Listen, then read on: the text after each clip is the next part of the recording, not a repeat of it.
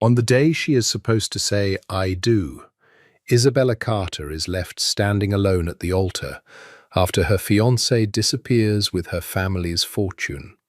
Humiliated and betrayed, she boards the first flight she can find, hoping to escape the painful memories. At the airport, fate brings her face to face with Damian DeSantis, the feared head of one of America's most powerful mafia families. You are listening to a story exclusively narrated on the Mafia Romance channel. Relax and step into the world of love stories filled with mystery, emotions, and passion. Don't forget to like, subscribe to the channel, and leave a comment to support us. Rain fell over the docks like it was trying to wash away sins the city had stopped counting. The church smelled of white lilies and candle wax, and Isabella Carter had never hated a scent more in her life. She stood at the top of the aisle in a gown that had cost more than most people's cars, her fingers wrapped so tightly around her bouquet that the stems had left red lines across her palms. 300 guests sat in the pews behind her, their whispers rising like a tide she couldn't outrun. The organist had played the opening notes of the processional twice already, hesitating, waiting for a cue that would not come. Marco was not at the altar. Isabella kept her chin lifted, kept the smile stitched to her face the way her mother had taught her. A Carter woman does not crumble in public. But she could feel the cracks spreading beneath her skin. Her father, Richard Carter, stood beside her with his phone pressed to his ear, his knuckles white, his face draining of colour with every second that passed. "He's not answering," he muttered, and for a man who built an empire on real estate and railroaded through 3 recessions, he looked for the first time in Isabella's memory, afraid. It was her maid of honour, Claudia, who found the note. It had been slipped beneath the vestry door, addressed to no one, meant for everyone. Isabella read it once, then again, because surely the words would rearrange themselves into something less cruel the second time. By the time you read this, the transfer will already be complete. I'm sorry, Bella. You were never enough to keep me here. Only your father's accounts were. Don't look for me. $40 million. Wired out of the joint accounts her father had so proudly set up as a wedding gift, the accounts Marco Alvarez had spent 8 months gaining access to, with a patience that Isabella now understood had never been about her at all. He'd courted her like a man falling in love. He'd knelt in the rain outside her apartment with a ring he'd probably bought with someone else's money. He had let her believe for 8 months that she was wanted. The church became a roar of sound, gasps, phones lifting, her mother's sob cutting through the marble silence, and Isabella did the only thing her body would allow. She ran. Not toward comfort, not toward her father, who was already on the phone with lawyers and men who did not sound like lawyers. She ran out the side door in her wedding gown, past the black cars lined up for a reception that would never happen, past the photographer who lowered his camera slowly like he didn't know if this counted as a moment worth capturing. She didn't stop running until she reached her car, and she didn't stop driving until the airport signs began to blur past her windshield through tears she refused to let fall. Anywhere. That was the only destination that mattered.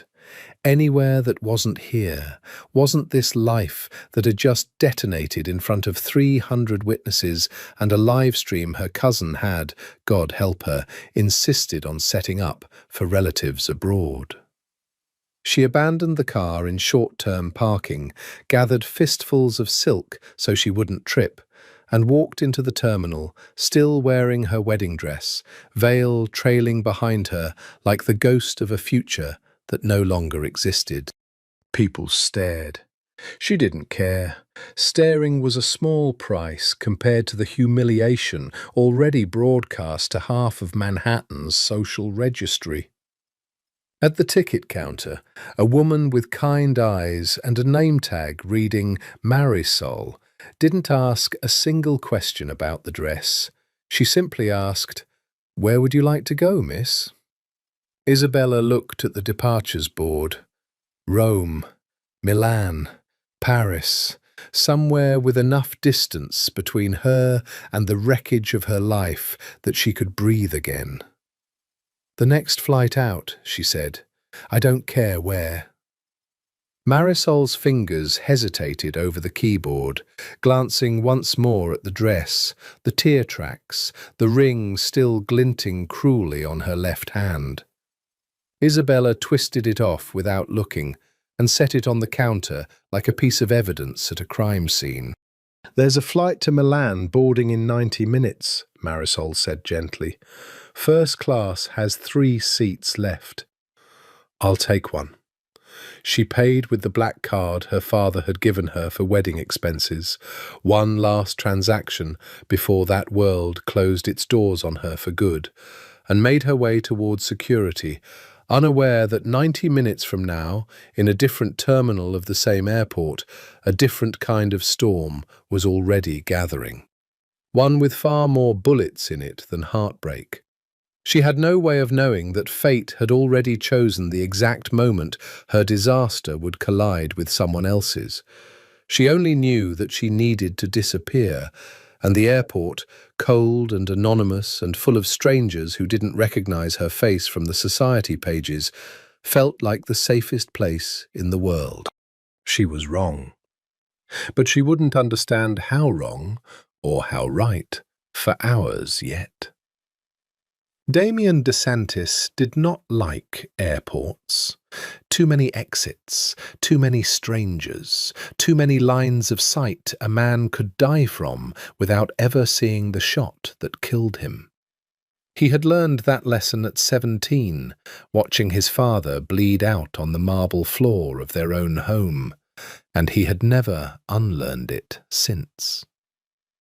He sat in the private lounge reserved for the kind of clientele who paid to never touch a boarding pass with their own hands, flanked by 2 men whose suits fit too well to be anything but armour. Enzo, his head of security, stood near the door with his hand never straying far from his jacket. Salvatore, his cousin and the only person alive Damien trusted without conditions, sat across from him scrolling through a phone, with the particular scowl of a man delivering bad news he hadn't wanted to deliver. "The Moretti family confirmed the meeting for next week," Salvatore said. "They want to discuss the merger, formally this time." "The merger," Damien repeated, the words flat and cold, "is a marriage contract dressed up in business language. Say it plainly." "Fine. They want you to marry Elena Moretti, consolidate the territories, end the border disputes, make the East Coast operations bulletproof against the Russians." Salvatore lowered the phone. "It's not the worst deal in the world, Damien. It's a cage with a ring on it." Damien's jaw tightened, the only visible sign of the anger simmering beneath 34 years of careful, deliberate control. "I've spent a decade building something that doesn't answer to the Morettis. I won't hand them my life to sweeten a business arrangement." He didn't say what he was truly thinking, that he had watched his mother live and die inside exactly that kind of arranged cage, smiling at galas while his father kept mistresses in 3 different cities, and he had sworn as a boy that he would never inherit that particular kind of loneliness, even if it cost him the empire itself. Damien DeSantis was, by any accounting anyone in his world cared to make, the most powerful man on the eastern seaboard. Shipping routes, real estate holdings that laundered more than they built, a network of loyalty bought and enforced in equal measure. He was 34, unmarried, and rumoured, wrongly, to be incapable of feeling anything at all. The rumour suited him. It kept people afraid, and fear was cheaper and more reliable than respect. He glanced at his watch. Their flight to close the Miami deal boarded in 40 minutes. That was when he saw her. A woman in a wedding gown, veil trailing like torn cloud behind her, moving through the terminal with the kind of raw, unguarded devastation that made every head in a 50-foot radius turn, and then, out of some collective instinct toward mercy, turn away again. She wasn't performing grief for an audience. She was drowning in it, alone, in public, because she had nowhere else to be alone. Damien did not know why he watched her the way he did. He had seen betrayal before, had inflicted enough of it himself in the name of business, but there was something in the set of her shoulders, defiant even as her whole body trembled, that snagged on something old and buried in his chest. "Boss." Enzo's voice, low, urgent. "2 men, gate 14, ex-Bratva. I've seen them before. They're not flying anywhere."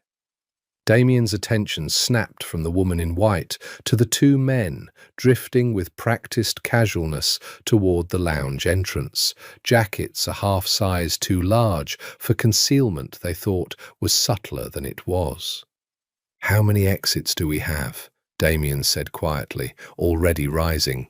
2, both covered if they've done their homework. Enzo's hand moved inside his jacket. "Boss, we need to move now." The first man reached for his weapon 3 seconds before Damien's own security could react, and in the half-breath before the shot, Damien did something he would spend weeks afterward trying to explain to himself, and failing. He grabbed the stranger in the wedding dress and pulled her down behind the check-in counter with him, shielding her body with his own, because some instinct older than strategy told him that innocent blood in a public terminal would draw a level of federal attention that even his lawyers couldn't bury. The gunshot cracked through the terminal like the sky splitting open, and Isabella Carter, who had come to the airport to disappear quietly from her own life, found herself instead at the exact violent center of someone else's. Screaming erupted around them, a terminal's worth of ordinary lives fracturing into chaos, bodies scattering toward exits, security shouting orders no one obeyed. Isabella's ears rang from the gunshot's proximity, and for one suspended, unreal second, she thought she'd been hit, because pain was blooming somewhere in her chest that she couldn't locate. It wasn't a bullet. It was terror, plain and enormous, and beneath her the marble floor was cold against her knees, where the stranger had pulled her down. "Stay low," he said, and his voice was the strangest thing about the entire nightmare, calm, level, utterly without panic, like a man giving instructions for pouring wine rather than surviving an assassination attempt. "Do exactly what I tell you, and you'll walk out of here." "Who are you?" "Not now." His hand closed around her wrist, not cruel, but absolute, the grip of a man who had never once in his life doubted that his orders would be followed. He was dressed entirely in black, but for a dark grey tie, and up close she could see that his eyes were a shade of brown, so dark they read as black in the terminal's fluorescent light, eyes that were watching the room over her shoulder with the flat, assessing calm of a predator that had done this before.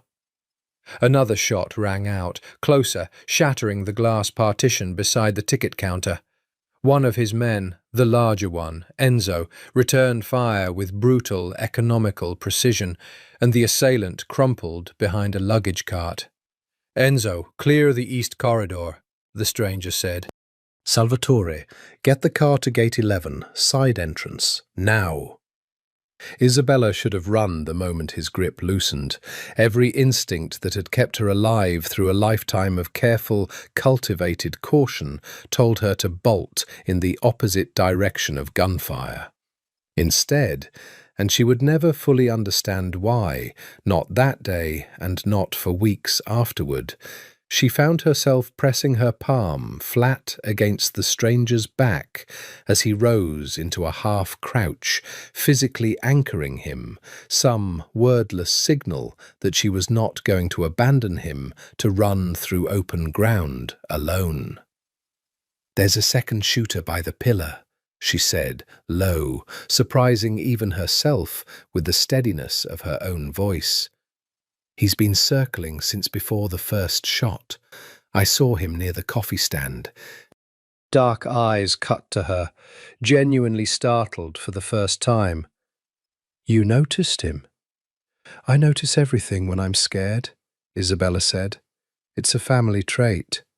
Comes in handy at weddings, apparently." Something flickered across his face that might, in a kinder light, have been the ghost of amusement. Then it was gone, replaced by the cold calculation of a man doing math with human lives. "Move when I move," he said. "Stay behind me."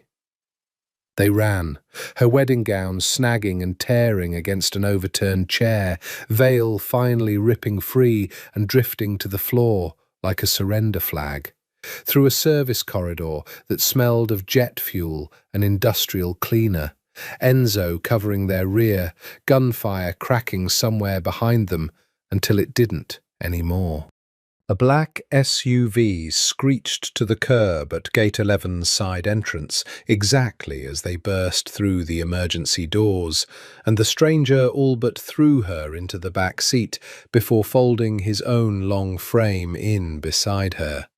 "Go!" he barked, and the car lurched into motion before the door had fully closed. Only then, chest heaving, blood roaring in her ears, did Isabella allow herself to look down and see the streak of red across the bodice of her wedding dress. Not her blood, she realized, after a full body check that left her hands shaking, but his, from a graze along his forearm that he hadn't so much as mentioned. "You're bleeding," she said. "It's nothing." He was already unwinding his tie, using it to bind the wound with the brisk efficiency of a man who had done this to himself before. "You saved my life back there. That shooter by the pillar, my men hadn't clocked him. I didn't save anyone. I panicked and grabbed the nearest wall. You noticed a threat before trained security did, and you didn't run when every survival instinct told you to." He studied her with an intensity that made her want to look away and made her, perversely, unable to. "That's not panic. That's courage most men I employ don't have." Isabella laughed, a broken, disbelieving sound, half sob. "I got left at the altar 4 hours ago. I don't have courage. I have nothing left to lose, which apparently looks the same from the outside." The car went quiet. Outside the tinted windows, the city blurred past, indifferent to the two strangers, bleeding and shaking in its back seat. "What's your name?" he asked finally. "Isabella. Isabella Carter." "Damien DeSantis." He said it like a fact rather than an introduction, watching her closely for the recognition that most people in his world couldn't hide. She gave him none, because the name meant nothing to her, and something in his shoulders loosened, fractionally, at that. "Well, Damien DeSantis," Isabella said, staring down at the blood soaking into white silk, at the ruin of a dress that had cost more than some people's yearly salary. "It appears we're both having a very bad day."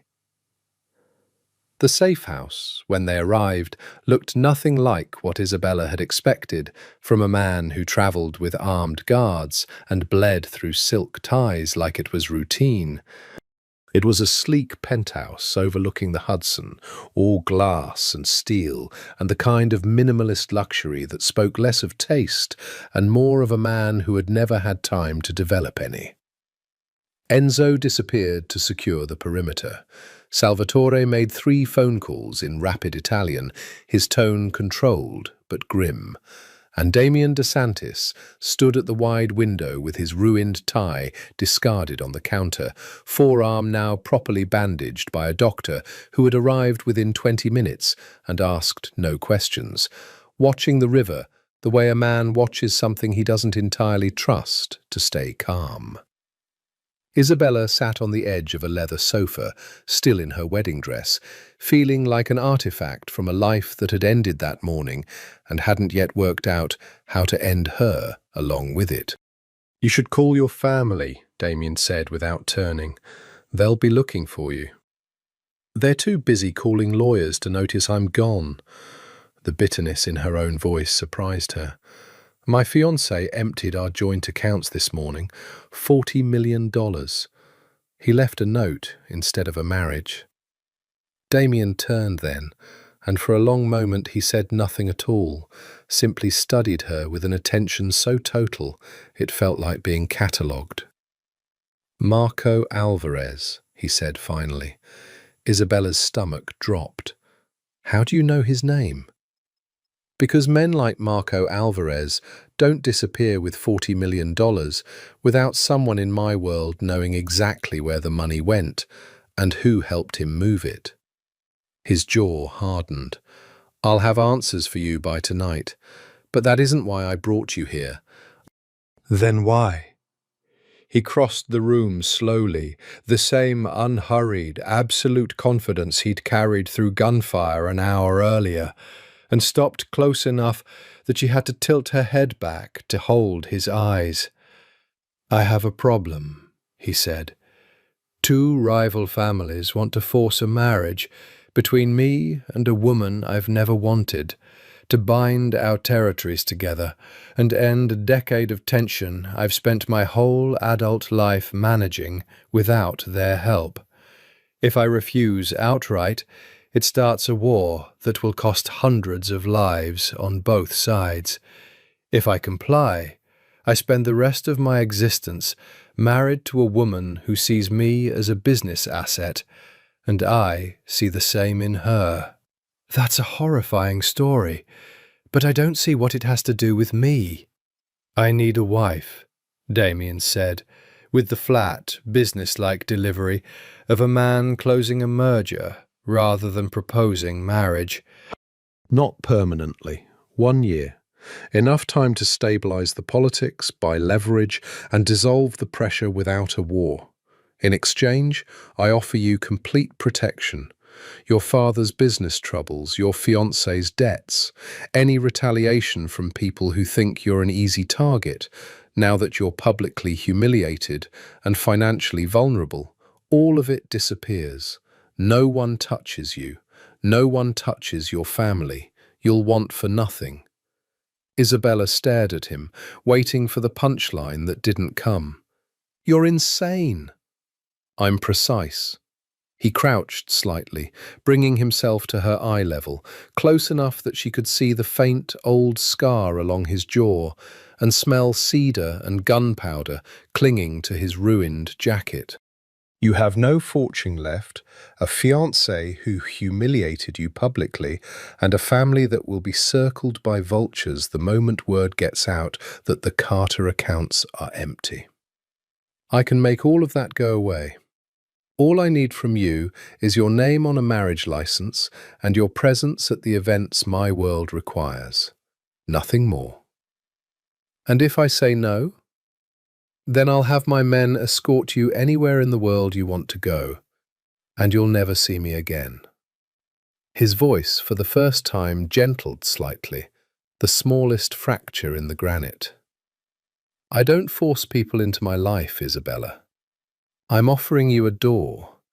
You're the one who decides whether to walk through it." She thought of the church, the whispers, the note slid under the vestry door, her mother's sob echoing off marble. She thought of the emptiness stretching ahead of her. No fiancé, no fortune, no plan, only the wreckage of a life built entirely around other people's expectations. 1 year, she said slowly. 1 year. And after that? After that, you leave with more money and more protection than you had before any of this happened, and I go back to running my empire without a war on my hands. He extended his hand, not for a handshake exactly, but something more formal, an offering. Marry me, Isabella Carter. I promise you safety. I promise you I will never let anyone touch you again. That's the only vow I intend to make, and the only one I intend to keep. Outside, the city lights were beginning to flicker on across the darkening river, and Isabella Carter, jilted bride, ruined heiress, a woman with nothing left to lose, reached out and placed her hand in his. Deal, she said, and felt the entire trajectory of her life shift beneath her like tectonic plates settling into a new and terrifying configuration. The papers were signed within the week, not a wedding yet, but the legal groundwork Damien's lawyers assembled with terrifying speed, prenuptial agreements and protective clauses, and a marriage license that would be filed the moment the ceremony was public enough for the right people to see it. Isabella moved into the DeSantis penthouse on a Tuesday, carrying 2 suitcases that contained the entirety of what remained of her old life. Her father had wept with relief when Damien's people had quietly settled the worst of the Carter family's exposure, no explanation given, no explanation asked, and her mother had simply stared at her across the kitchen table and said, "Do you know what you're doing, Isabella?" To which Isabella had answered honestly, "No, but it's the only thing I can do." The penthouse occupied the top 3 floors of a building Damien owned outright, 40 floors above Manhattan, glass walls on every side so that the city glittered beneath them like scattered jewels. It was beautiful in the way museums were beautiful, curated, cold, untouched by the kind of clutter that made a home feel lived in. "You'll have the East Wing," Damien told her the first night, leading her through corridors that smelled faintly of cedar and leather. "Your own bedroom, your own study, full access to anything you need. My staff will answer to you as they answer to me." "And you?" "West Wing. We won't be in each other's way." He said it like reassurance, though something in his tone suggested he was reminding himself as much as her. "This is a professional arrangement, Isabella. I intend to honor it as one." She should have been relieved. Instead, standing in the doorway of a bedroom larger than her childhood house, watching this dangerous, precise, impossibly controlled man retreat down the hallway without a backward glance, she felt an unfamiliar and unwelcome pang of something that felt disturbingly like disappointment. The first weeks established a rhythm neither of them acknowledged as intimacy, though it functioned like one. Breakfast together most mornings, because the staff prepared it for 2, regardless of whether either of them requested company, and neither wanted to be the one to send the other away. Damien, coffee black and scalding, reading 3 newspapers and a stack of briefings before 7. Isabella, still adjusting to a life without appointments to fill it, learning the particular silence of a man who said little because he had spent a lifetime learning that words were currency best spent sparingly. "You don't have to sit with me," he told her on the 4th morning, not unkindly. "I don't have anywhere else to be," Isabella said, "and frankly, you're the least boring thing in this apartment." That earned her the faintest twitch at the corner of his mouth, not quite a smile, but its distant cousin. She began to catalogue those twitches the way a naturalist catalogues rare sightings. The corner of his mouth when she made a joke he refused to laugh at, the almost imperceptible softening around his eyes when she asked about his day and actually waited for the answer. The stillness that came over him entirely when she talked about her family, listening with an attention that felt like it cost him something to give. She learned, in fragments, about the empire he ran, shipping routes and real estate holdings that served as fronts for operations she chose, wisely, not to ask too many questions about. She learned that Salvatore was the closest thing he had to a brother, and that Enzo had served his father before him and had, by some unspoken code, transferred his loyalty entirely to Damien the day the old man died. She learned that Damien DeSantis did not sleep more than 4 hours most nights, and that he paced the length of the penthouse's private terrace sometime after midnight with the restless energy of a man who had never once, in 34 years, allowed himself to feel safe enough to fully rest. She caught him there one night, 2 weeks into their arrangement, moonlight cutting silver lines across the dark planes of his face as he stood at the railing, looking out over a city he owned more of than most people would ever know. "Can't sleep?" she asked, wrapping her robe tighter against the October chill. "Never could." He didn't turn, but he didn't send her away either, which she was learning to recognize as its own kind of invitation. "You should be asleep. Tomorrow's the gala. Long day." "You should be asleep too. But here we both are." He glanced sideways at her then, something unguarded passing behind those dark eyes before the wall slid back into place. "Careful, Isabella. Keep noticing things about me, and you'll ruin my reputation for being unknowable." "Too late," she said, coming to stand beside him at the railing, close enough that their shoulders nearly touched.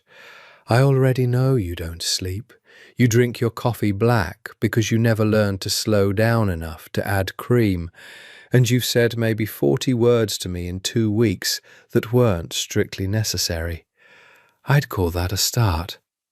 For a long moment, Damien DeSantis said nothing at all. Then, so quietly, she almost missed it over the wind, "Don't stop." The gala was the first true test of the arrangement, and Isabella felt the weight of it the moment she stepped into the gown Damien's staff had delivered that afternoon. Deep emerald silk, cut with a precision that suggested someone had studied her measurements with unsettling care. "You'll be introduced as my fiancé tonight," Damien told her in the elevator, adjusting his cufflinks with the detached focus of a man preparing for battle rather than a party. "The Morettis will be there, Elena Moretti specifically. I need you to understand something before we walk in." "I'm listening." "Everything you do tonight will be read as a message. If you look uncertain, they'll read weakness in me. If you look afraid, they'll assume I've coerced you and use it as leverage. You need to look like a woman who chose this." "I did choose this." His eyes cut to her, something sharpening in them. "Then show them that." The ballroom, when they entered it, was a glittering theatre of power dressed up as celebration. Old money and older violence mingling over champagne, every handshake a negotiation, every smile a small transaction. Isabella had grown up adjacent to wealth like this, had learned its choreography from childhood. But this was a different animal entirely, a room where the polite veneer covered something far more dangerous than social climbing. Elena Moretti found them within 20 minutes, sweeping across the marble floor in blood-red silk, beautiful in the calculated, weaponized way of a woman who had learned early that beauty was leverage. Damien. Her smile didn't reach her eyes. I heard rumors, but I confess I didn't believe them until now. An engagement. How sudden. Some things don't require deliberation, Elena. Damien's hand found the small of Isabella's back, warm and possessive, in a way that sent an unwelcome heat crawling up her spine. Isabella, this is Elena Moretti. Charmed, Isabella said, extending a hand with a smile that gave away nothing. Eleanor's grip was cold, assessing. Carter, wasn't it? I read about your wedding. Or rather, the wedding that didn't happen. Her smile sharpened. How convenient that you found comfort so quickly in Damien's arms. Some women are simply resourceful. Isabella felt Damien's hand tighten fractionally against her back, a silent warning that she didn't need. She had spent a lifetime in rooms exactly like this one, learning to fillet an insult with a smile before the other guests even noticed the blade. Resourceful, Isabella repeated pleasantly. Yes, I suppose I am. It's remarkable what a woman can accomplish once she stops waiting for a man to make her whole. You should try it sometime, Eleanor. It's very liberating. Something flickered across Elena Moretti's face. Not quite anger, something closer to reluctant respect, before she recovered her composure and drifted away with a parting smile that promised this was not over. That, Damien murmured against Isabella's ear, close enough that she felt the words as much as heard them, was very well done. I told you I notice things when I'm scared. Turns out I'm also decent at pretending I'm not. You weren't scared. His hand had not left the small of her back. I was watching. You were furious, and you turned it into precision instead of letting it show. That's rarer than courage. They danced once, near midnight, because the room expected it, and because, Isabella admitted to herself, only in the privacy of her own thoughts, she wanted to know what it would feel like to be held by him without an audience of assassins between them. His hand settled at her waist with the same absolute confidence he carried into every room. And for 3 minutes, beneath a chandelier that cost more than her father's entire real estate portfolio, Isabella Carter forgot that this was supposed to be a performance. "You're staring," Damien said quietly. "You're very good at pretending you don't care what people think of you," Isabella said. "But you cared what she thought of me tonight. I saw it. I care what happens to people under my protection."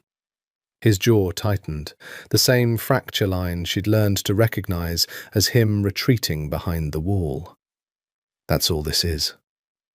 "Of course," Isabella said, though something in his eyes when he said it suggested even he didn't fully believe the words anymore.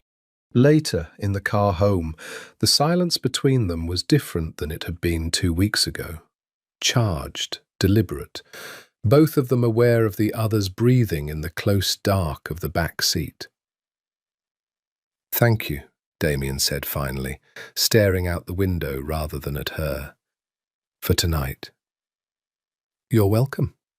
Rule of engagement number 1 for a fake marriage: never let them see you flinch." Is that what tonight was? Rules? Isabella considered the question longer than she meant to. "I don't know anymore," she admitted. "I think the rules might be changing without my permission." Damien said nothing, but his hand, resting between them on the leather seat, shifted almost imperceptibly closer to hers, and neither of them moved it away. The wedding itself was arranged with the ruthless efficiency of a hostile takeover. 3 weeks of planning compressed into an event that would satisfy both the Moretti's need to see the marriage made public and Damien's need to demonstrate, unmistakably, that he answered to no family but his own. Isabella stood in the private dressing suite of the cathedral, not the same church, thank God, but one just as opulent, while a stylist pinned the final adjustments into a gown that bore no resemblance to the one she'd abandoned in a terminal months ago. This one was ivory rather than pure white, cut close through the bodice, sleeves of delicate lace that Damien's staff had assured her was couture, though Isabella suspected it was simply the most expensive thing money in this world could buy. "You look terrified," Salvatore observed from the doorway, arms crossed, the closest thing to a friend Isabella had made in this new world. "I am terrified. The last time I wore a wedding dress, a man emptied my accounts and a stranger shot bullets in my direction within 4 hours. Damien would never leave you standing at an altar." "No," Isabella agreed slowly. "I don't think he would." It was true, and the truth of it unsettled her more than she wanted to admit. In the 2 months since the airport, Damien DeSantis had proven himself, in ways both small and enormous, to be a man who kept every promise he made, regardless of its cost to himself. He had quietly dismantled the debt collectors circling her father's business. He had ensured, through channels she didn't fully understand and didn't ask about, that Marco Alvarez's name had become radioactive in every financial circle capable of hiring him again. He had never once, in 60 days of forced proximity, made her feel like an asset rather than a person. The ceremony itself was smaller than the media coverage afterward would suggest. 200 guests instead of 300, but every one of them a name that mattered in the particular economy of power Damien's world ran on.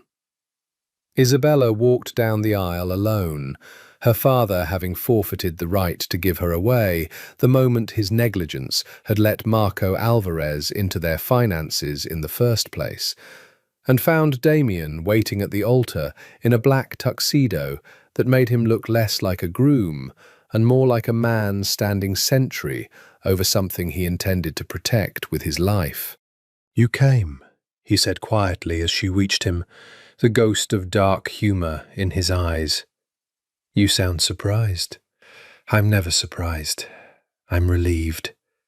The word slipped out before he seemed to fully intend it, and something in his expression flickered, startled at his own honesty, before he smoothed it back into composure. The vows were traditional, recited in the flat, ceremonial cadence of 2 people performing rather than confessing, until they reached the final line, and Damien, who had reviewed every word of the ceremony with his lawyers, who left nothing to chance in any arrangement he entered, paused for just a fraction of a second too long before saying, "I promise to protect you, to honor you, and to never let you stand alone again." And Isabella felt something crack open in her chest that had nothing to do with performance at all.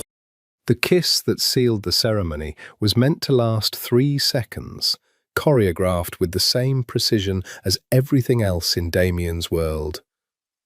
It lasted longer. His hand came up to cradle her jaw, and for a heartbeat, the 200 guests, the cameras, the entire theatre of power surrounding them simply ceased to exist. And there was only the warmth of his mouth against hers and the sound of her own pulse roaring in her ears. When they broke apart, Damien's eyes held an expression she hadn't yet learned to name, something raw beneath the careful control, quickly banked, but not quickly enough to hide entirely. "That wasn't part of the script," Isabella murmured, so only he could hear. "No," he agreed. "It wasn't." Across the cathedral, in the third row, Elena Moretti watched with an expression of cold, calculating fury that Isabella caught only in fragments, but fragments enough to understand that whatever peace this marriage was meant to purchase, it had not been fully accepted by everyone forced to witness it. The reception that followed was a masterclass in performance, both of them playing the roles the room required. Damien's hand never leaving the small of her back, Isabella laughing at the correct moments, the two of them dancing beneath a chandelier of imported Venetian glass, while 300 guests applauded a union built entirely on paper and strategy. But later that night, alone on the terrace of the penthouse that was now legally, if not fully emotionally, both of theirs, Damien found her wrapped in a blanket against the November chill, still wearing the ivory dress, staring out at a city that had witnessed the strangest wedding of her life. "Regrets?" he asked, coming to stand beside her. "No," Isabella said, and meant it more fully than she expected to. "You?" Damien was quiet for a long moment, the wind pulling at his loosened tie, the city lights reflected in eyes that had learned, over 2 months, to look at her the way other men looked at things they were afraid to want too badly. "Only one," he said finally, "that I ever thought this arrangement would stay professional." The Vesper was Damien's, though few outside his inner circle knew it. A nightclub that operated as both legitimate business and neutral ground, where rival families conducted the kind of quiet, dangerous diplomacy that couldn't happen in boardrooms. Isabella had been there twice before, always as an ornament on Damien's arm, always watching him transform into someone colder and more remote than the man who read 3 newspapers over coffee each morning. Tonight was different. Tonight, 3 weeks into their marriage, Damien had invited her not as decoration, but, in his own halting way, as a guest. "There's someone I want you to hear tonight," he said in the car, tie already loosened, jacket discarded on the seat beside him. "A singer. My mother used to love this kind of music before." He stopped himself. The sentence amputated before it reached its ending. A habit she'd learned meant the subject of his mother remained a wound too raw for full daylight. The club's private lounge overlooked the main floor through one-way glass, velvet booths and low lighting, a jazz singer's voice curling through the speakers like smoke. Damien ordered whiskey neat, and Isabella a glass of the Barolo he'd learned she preferred without her ever telling him directly, another of the small, unspoken observations he'd been quietly accumulating about her since the airport. "You watch me," Isabella said, studying him over the rim of her glass. "All the time, cataloguing things. Do you do that with everyone?" "No." He didn't elaborate, and she didn't push, though the admission sat between them with a weight neither wanted to name. It was Salvatore who interrupted, sliding into the booth with the urgent energy of a man carrying bad news he'd rather not deliver in front of an audience. "We have a problem," he said in low, rapid Italian, before switching to English out of what Isabella recognized as deliberate courtesy. Marco Alvarez was seen in the city 2 nights ago, and he wasn't alone. He met with one of Salvatore Moretti's lieutenants. The whiskey glass stilled in Damien's hand. "The Morettis are working with the man who stole Isabella's family fortune." "It gets worse. Our contact says the meeting wasn't about money. It was about Isabella." Salvatore's eyes flicked to her, apologetic. Specifically about what Alvarez knows about her father's business that could be used as leverage against this marriage. Isabella's stomach dropped through the floor. What could he possibly know? My father's business is real estate. It's boring. Nothing is boring when it can be twisted into a weapon, Damien said quietly, and something in his voice had shifted entirely, the warmth of the last hour replaced by the flat, dangerous calm she'd witnessed once before, in the moments before gunfire in an airport terminal. Find out everything. Where he's staying, who's protecting him, what exactly the Morettis think they're buying with this information. Salvatore nodded and disappeared back into the club's crowd, leaving a silence in his wake that Isabella didn't know how to fill. "You're angry," she said finally.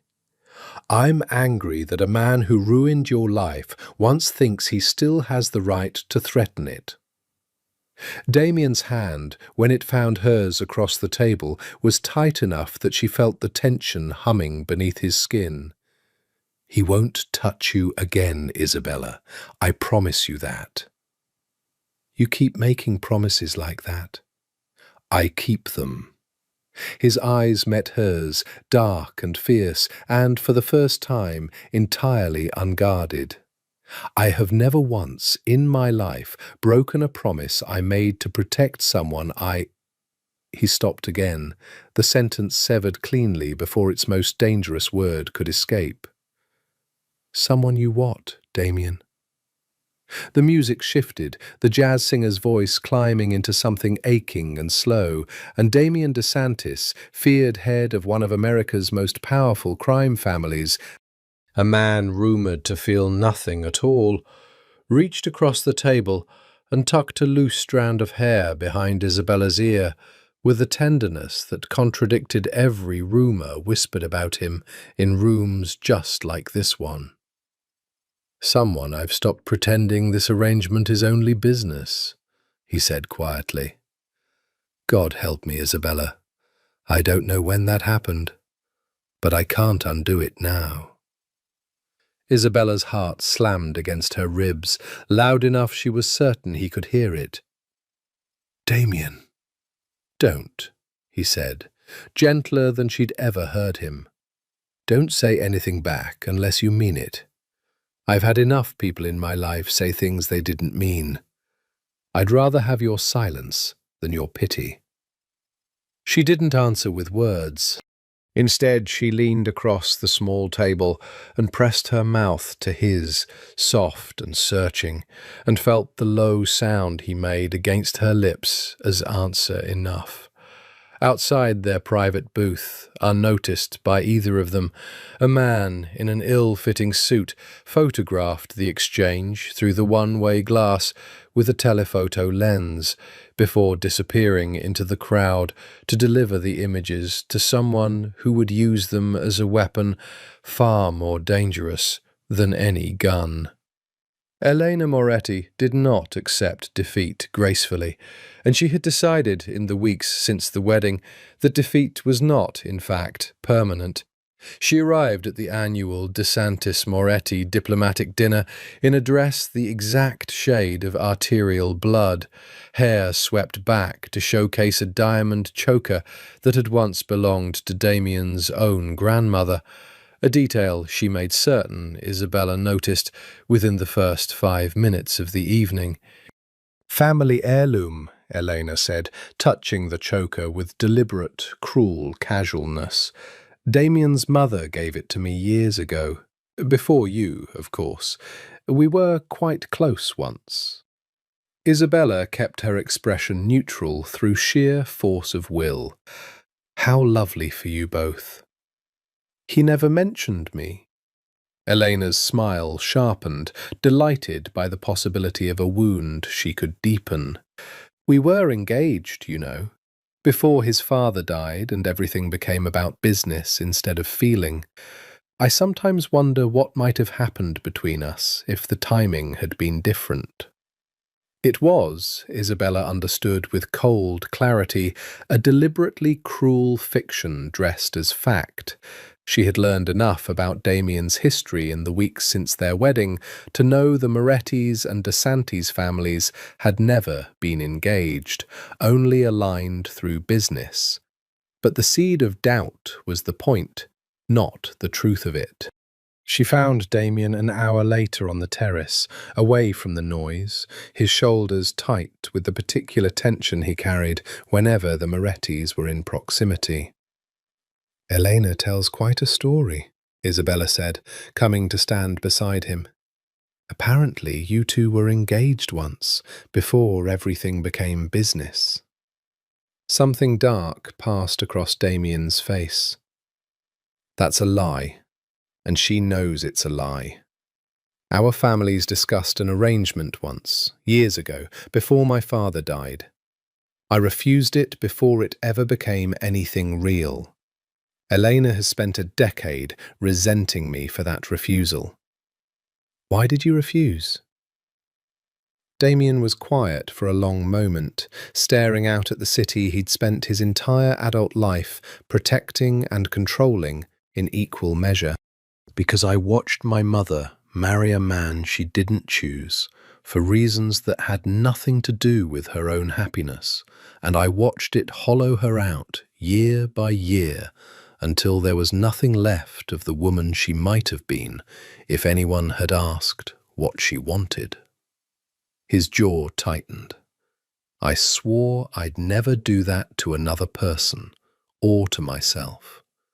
Elena wanted the DeSantis name and the power that comes with it. I wanted something I didn't have words for yet. I still don't most days." "And now?" He turned to look at her fully, moonlight carving hard lines across his face, softened only by the vulnerability in his eyes. "Now I think I finally understand what I was waiting for," he said quietly.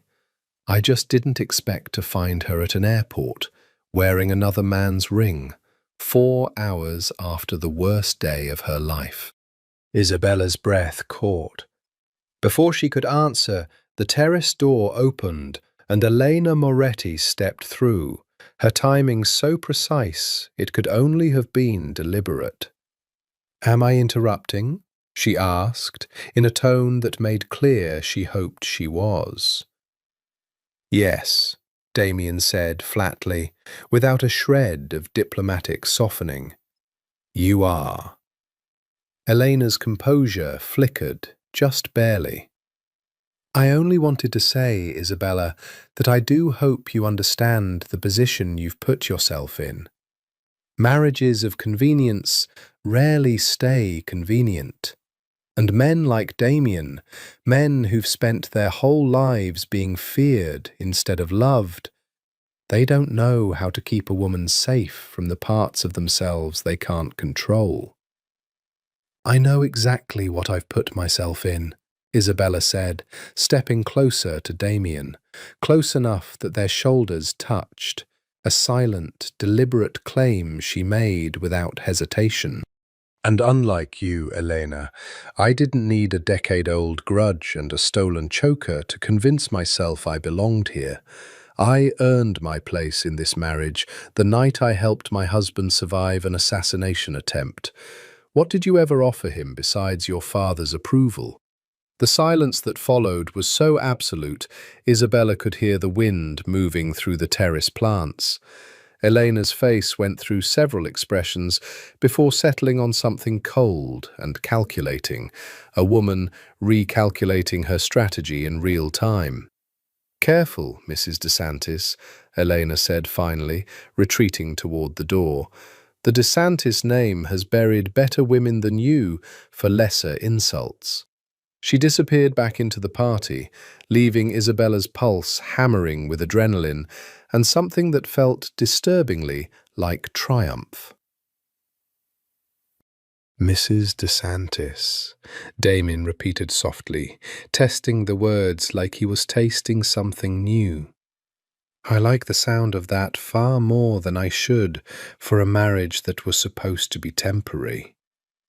So do I, Isabella admitted, and turned to find him already closer than she expected, his hand rising to cup her jaw with a reverence that had nothing left of the cold, distant stranger from the airport terminal. Isabella. Her name in his mouth sounded like a vow he hadn't yet given permission to be spoken aloud. I need you to know something, and I need you to understand I'm not saying it lightly. Tell me. I think I'm falling in love with my own wife, Damien DeSantis said, and it terrifies me more than every enemy I've ever made combined. The attack came 11 days later, on an ordinary Tuesday, in the parking garage beneath a boutique where Isabella had gone to be fitted for a gown she'd need for the following month's charity gala. She noticed the black sedan first, parked too close to the exit, engine running, a detail that snagged against the instincts she'd sharpened since the airport. She had just enough time to reach for the panic button Damien's security team had installed in her purse before two men emerged from the sedan, moving with the same practiced, deliberate calm she remembered from the terminal months ago. "Mrs. DeSantis," the taller one said, not unkindly, which was somehow more frightening than aggression would have been. "You'll come with us quietly, and no one gets hurt." "I don't think so," Isabella said, and pressed the panic button hard enough to bruise her own thumb. What happened next unfolded in fragments she would replay for weeks afterward. Her own scream, sharp and deliberate, designed to draw attention rather than beg for mercy. The boutique's security guard, a retired police officer Damien had personally vetted, emerging with a weapon drawn. The screech of tyres as Damien's security detail, alerted the instant her panic signal fired, arrived within 90 seconds that felt like 90 years. By the time Damien himself arrived, breathless in a way she'd never seen him, tie discarded, the two assailants were already restrained on the garage floor, and Isabella was sitting on the boutique's curb, wrapped in a blanket someone had produced from somewhere, hands shaking with the particular delayed terror of danger that had already passed. "Isabella." He dropped to his knees in front of her, hands framing her face with a desperation that stripped away every ounce of the controlled, distant man the world knew him as. "Are you hurt? Tell me the truth." "I'm fine. Scared, but fine." Her voice wavered, despite her best effort at steadiness. "They knew my name, Damien. They knew exactly where I'd be." Something in his face went very still and very dangerous. "Someone told them your schedule." "Who would do that?" "Someone with access to my household." His voice had dropped into a register she'd never heard from him, low and lethal. A man calculating exactly how many ways he intended to make someone regret their choices. "Someone I trusted enough to know your movements." He gathered her into his arms then, carrying her to the car rather than allowing her to walk, an act of tenderness so at odds with the violence simmering beneath his composure that Isabella found herself crying, not from fear anymore, but from the overwhelming, disorienting relief of being held by someone who looked, in that moment, entirely undone by the thought of losing her.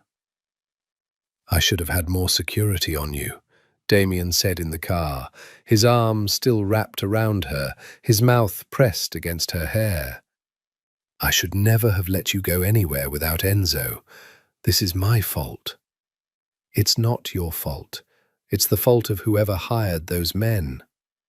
"I will find them," Damien said, and the promise in his voice carried a weight that made Isabella shiver, not from fear of him, but from the ferocity of a man who had just discovered exactly how much he had to lose.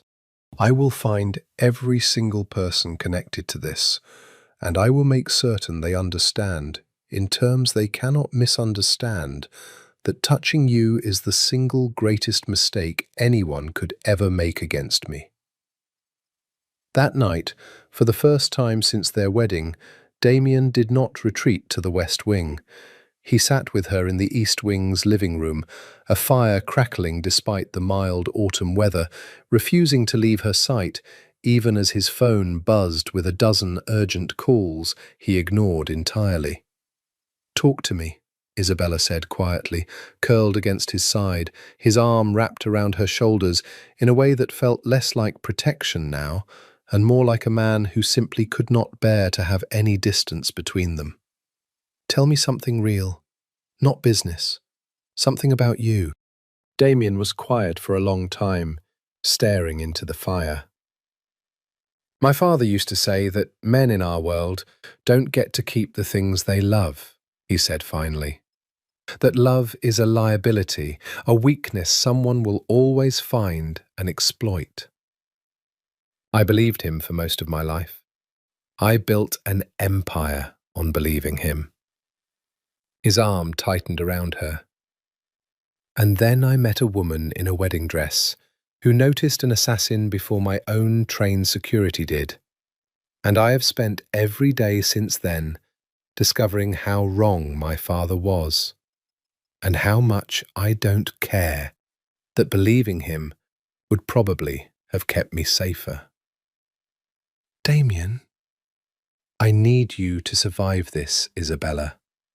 Whatever comes next, whoever ordered today, whatever war it starts, I need you to survive it. I don't know how to lose you. I never planned for the possibility of wanting someone enough that losing them would break something in me I can't repair." Isabella turned in his arms and pressed her mouth to his, slow and certain, an answer more honest than any words could offer. When they broke apart, his forehead rested against hers, both of them breathing like they'd run a great distance to arrive at this single quiet moment. "I'm not going anywhere," Isabella whispered. "Not without you fighting beside me. That's not how this works anymore."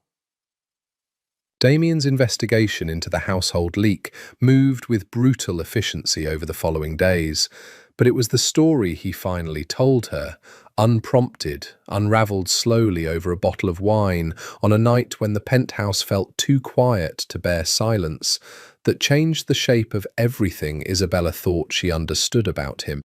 "I was 17, he began, staring into the fire rather than at her, as though the memory required distance to survive telling. "My father built this empire from nothing, came over from Sicily with a single suitcase and turned violence into an art form respectable enough that senators took his calls.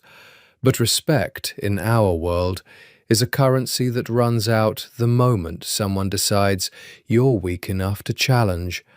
What happened? The Bianchi family decided he'd grown soft. Too many years of legitimate business, not enough bloodshed to remind people why the DeSantis name still mattered." Damien's hand tightened around his glass. "They came to the house on a Sunday. I remember it was a Sunday because my mother had made dinner and the whole house smelled like rosemary and bread, and I was upstairs arguing with Salvatore about a football game when I heard the first shot." Isabella reached for his hand, and he let her take it, his fingers cold despite the fire's warmth. "I found my father on the kitchen floor.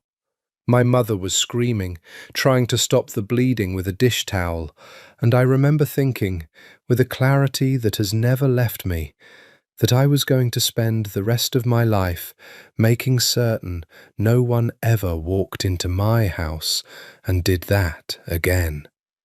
His voice had gone flat, the careful control of a man reciting facts rather than reliving grief. He died in the hospital 4 hours later. I became the head of this family at 17 years old, before I'd even finished high school, because there was no one else left standing who the organization would follow. And your mother? Something in Damien's face cracked, just slightly. She never recovered. Not really. She lived another 6 years, but she was a ghost long before her body finally gave out, grief and guilt eating her alive, because she believed, wrongly, that if she'd fought harder, been faster, done something differently, my father would still be alive. She used to sit in that same chair, he gestured toward an armchair by the window, and stare at nothing for hours. I would come home from meetings that required me to order things a 17-year-old should never have to order, and I'd find her exactly where I'd left her that morning, unmoved, unreachable. Damien, I'm so sorry. I don't tell people this, he said, finally turning to look at her, his eyes raw in a way she'd never witnessed. Not Salvatore, not Enzo, no one outside the family who was actually there. I've spent 17 years building a reputation for being unfeeling, because feeling anything, in my world, is an invitation for someone to use it against you. My father's love for my mother made him careless. I swore I'd never make that same mistake. And now? And now I've fallen in love with a woman I met while bleeding from a bullet graze, and every instinct I've spent half my life cultivating is screaming at me to protect myself by pushing you away, and I find I don't have the will to listen to any of it. He brought her hand to his mouth, pressing a kiss against her knuckles with a tenderness that made her chest ache. You asked me once what rules of engagement look like for a marriage like ours. I think the truth is, I stopped following any rules the moment you noticed that assassin by the pillar. I just didn't have the courage to admit it until tonight. Isabella moved closer, curling into the warmth of him, feeling the steady thud of his heart beneath her palm. Your mother didn't die because she loved your father too much, Damien. She died because grief is heavier than any one person should have to carry alone, and no one helped her carry it. That's not a warning against love. That's a warning against facing loss without someone beside you. You make it sound simple. It's not simple. Nothing about this is simple. But I refuse to believe that loving someone is the mistake that killed your parents. I think the mistake was believing love had to be carried in silence. She tilted her face up to meet his eyes. I'm not going anywhere, Damien. Whatever this becomes, whatever war is coming for us, I want to carry it with you, not instead of you, not behind you, with you. Damien DeSantis, the most feared man on the eastern seaboard, a boy who had buried his father at 17 and watched his mother disappear into grief for 6 long years afterward, pressed his forehead against Isabella's, and for the first time in longer than he could remember, allowed himself to simply be held. I love you, he said quietly. The words unpracticed and rough, like a language he was only now learning to speak. I don't know how to do this well. I don't know how to be soft, without feeling like I'm handing someone a weapon to use against me. But I love you, Isabella Carter, and I am done pretending this marriage is anything less than the truest thing I've ever built. I love you too, Isabella whispered back, and felt the words settle into her chest like something finally, permanently, coming home. The name that broke everything open arrived 3 days later, delivered by Salvatore with the grim urgency of a man who understood he was about to detonate something neither Damien nor Isabella we're prepared for. We got the identity of the men who attacked Isabella at the boutique, Salvatore said, spreading photographs across the study's desk. They're not Moretti soldiers. They're freelancers, hired through 3 layers of shell accounts to obscure the paper trail. But we traced the money back far enough to find the original source. Who? Damien said, his voice already carrying the flat, dangerous calm that Isabella had learned preceded violence. Marco Alvarez. Isabella's stomach turned to ice. Marco ordered an attack on me? Why? He already took everything he wanted from me. What could he possibly gain from hurting me now? Salvatore's expression tightened further. That's the part that doesn't add up. Not until you look at who Alvarez has been meeting with since he disappeared with your family's money. He slid another photograph across the desk. Marco, thinner than Isabella remembered, seated across a restaurant table from a man she recognized instantly. That's my father's business partner, Isabella said slowly, her mind racing to reassemble a puzzle she was only now realizing had been assembled around her for far longer than she understood. Franklin Weiss. He and my father built half their real estate portfolio together.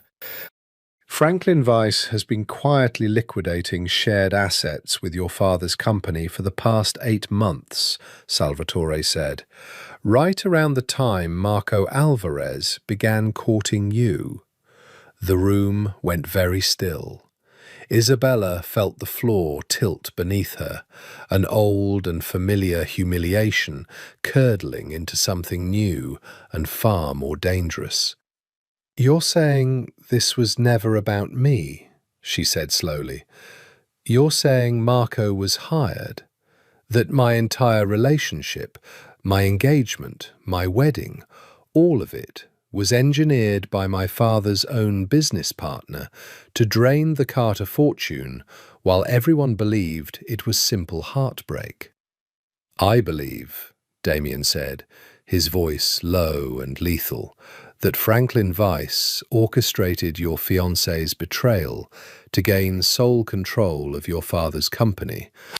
And when your marriage to me threatened to expose the financial trail leading back to him, because my people have access to information his lawyers never anticipated, he panicked and hired Alvarez to eliminate the one person capable of connecting the pieces before it was too late. You. Isabella's hands were shaking. My father trusted Franklin for 20 years. Your father trusted a man who was planning his ruin for at least 8 months, possibly longer, Damien said, gentler now, reaching for her hand across the desk. I'm sorry, Isabella. I know this isn't the truth you wanted. No, Isabella said, and to her own surprise, found something like clarity settling over the shock. This is better than the truth I had. For months I thought I wasn't enough to be loved honestly, that Marco simply never cared about me, that I was too easy to discard. But this, she gestured at the photographs, this means it was never about my worth at all.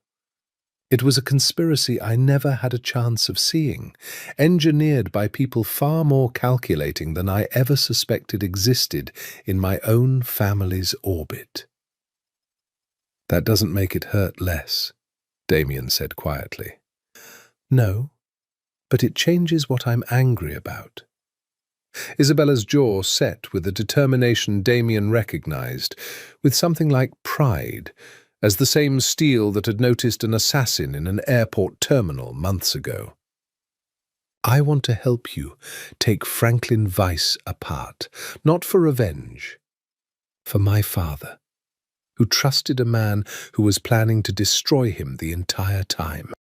And for whatever woman Marco Alvarez decides to target next, unless someone stops him permanently. That's dangerous, Isabella. Franklin Weiss has resources, and if he's willing to hire an assassination attempt against you once, He'll try again the moment he realizes we know. Then we make certain he never gets the chance, Isabella said. I know my father's business, Damien.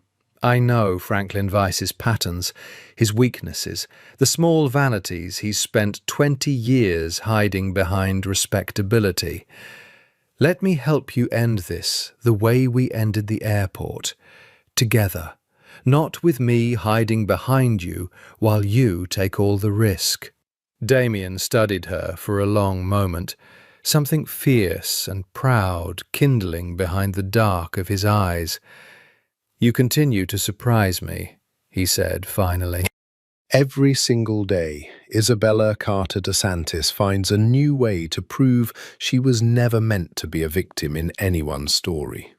Then let's make sure Franklin Weiss learns that lesson personally, Isabella said, and reached for the photographs with hands that had finally stopped shaking.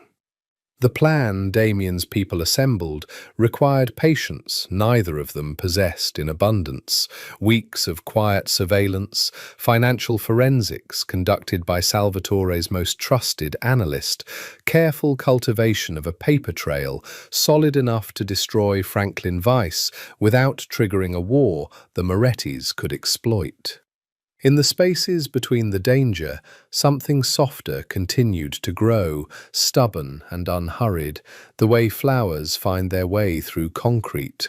It was on one of those in-between evenings, walking back from a restaurant Damien had insisted on taking her to, despite his security detail's objections, that the sky opened without warning, a sudden autumn downpour that sent pedestrians scattering for cover.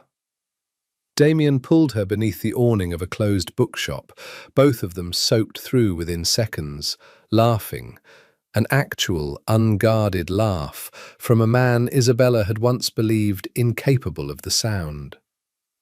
"Some bodyguard I am," Enzo muttered from a discreet distance, holding an umbrella that had arrived approximately 4 seconds too late to matter. "We're fine, Enzo," Damien called back, though his eyes never left Isabella's face, rain plastering dark hair against his forehead, water dripping from his jaw in a way that should not have been as devastating as it was. "You look ridiculous," Isabella said, breathless with laughter. "You look like you're about to catch a cold, and I find I care far too much about that possibility." He reached up, brushing rain-soaked hair back from her face with a tenderness that stilled her laughter into something quieter, more charged. "Isabella, yes? I've spent 34 years believing I didn't deserve the kind of happiness other people take for granted. That men in my position pay for power with everything soft in themselves, and there's no getting it back once it's spent." His hand cupped her jaw, thumb tracing the line of her cheekbone. "You've spent 5 months proving me wrong about nearly everything I believed about myself. And I don't know how to thank you for that, except to tell you the truth. Standing here, soaked to the skin, looking like an idiot in front of my own security detail." "What truth?" "That I don't want this to end when the year is over," Damien said. "I don't want a marriage of convenience that expires on a calendar. I want a real marriage, Isabella. I want to spend the rest of my life proving to you that I meant every vow I made at that altar, even the ones I wasn't supposed to mean yet." Isabella's heart hammered against her ribs, rain running down both their faces, the city blurred and glittering around them like something out of a film neither of them had auditioned for, but had somehow, impossibly, ended up starring in together. "Damien DeSantis," she said, "are you proposing to your own wife?" "I believe I am," he said, the ghost of a smile finally breaking free, unguarded and boyish in a way that transformed his entire face. "It seemed only fair," given that our first wedding was mostly business. Ask me properly, then. Something in his expression sobered, deepened.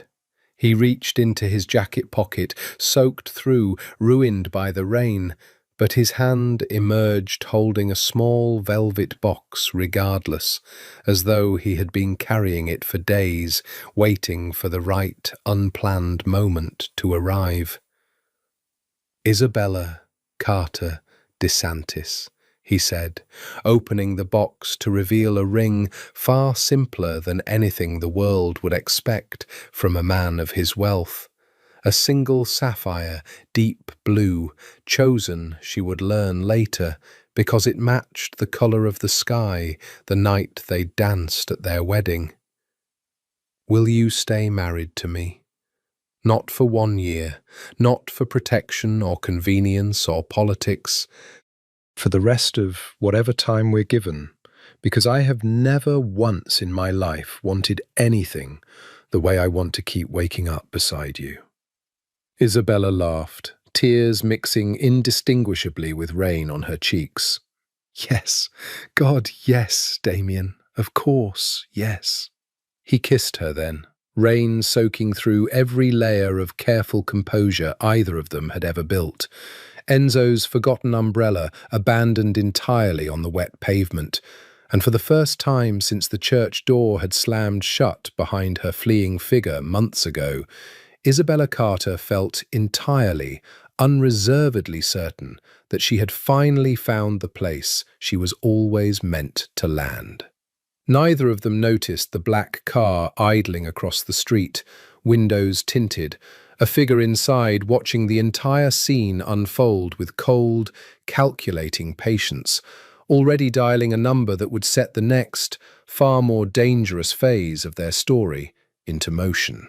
Franklin Weiss discovered the forensic trail closing around him on a Thursday morning, delivered not by Damien's people, but by his own increasingly desperate lawyers, who informed him in careful, frightened language that federal auditors had begun asking questions about accounts he had believed permanently buried. He did not panic quietly. Men who had spent 20 years building a respectable facade rarely did. Instead, he made a call to Salvatore Moretti, not Elena, but her father, the family patriarch whose ambitions ran deeper and colder than his daughter's wounded pride, and proposed an alliance built on mutual desperation. DeSantis is unravelling my life, Franklin said, his voice tight with the particular fury of a man who had believed himself untouchable.